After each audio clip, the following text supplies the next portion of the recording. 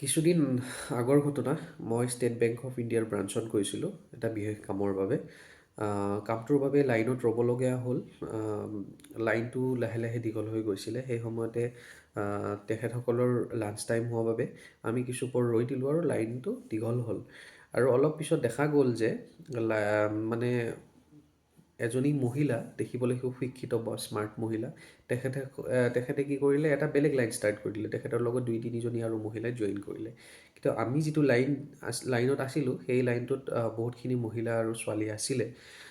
বাট তেওঁলোকে এটা বেলেগ লাইন ষ্টাৰ্ট কৰিলে।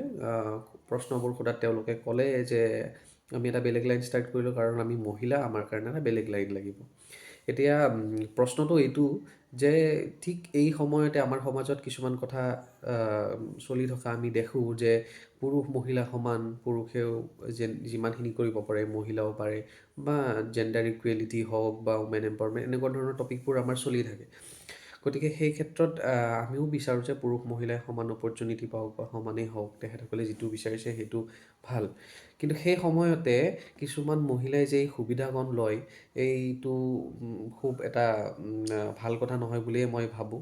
যদিহে কোনোবাই তাত একো অসুবিধা কৰা নাই, তেনেহ'লে এটা লাইনত থাকোঁতে কোনো ধৰণৰ অসুবিধা হ'ব নালাগে। গতিকে একে সময়তে এফালে জেণ্ডাৰ ইকুৱেলিটিৰ কথা চলি থাকে আৰু একে সময়তে কিছু সংখ্যক মহিলাই এই সুবিধাবোৰ ল'বলৈ নেৰে। গতিকে এই বিষয়ত আপোনালোকৰ কি এই কমেণ্টছবোৰ জনাবচোন, আপোনালোকে কি ভাবে এই বিষয়ত?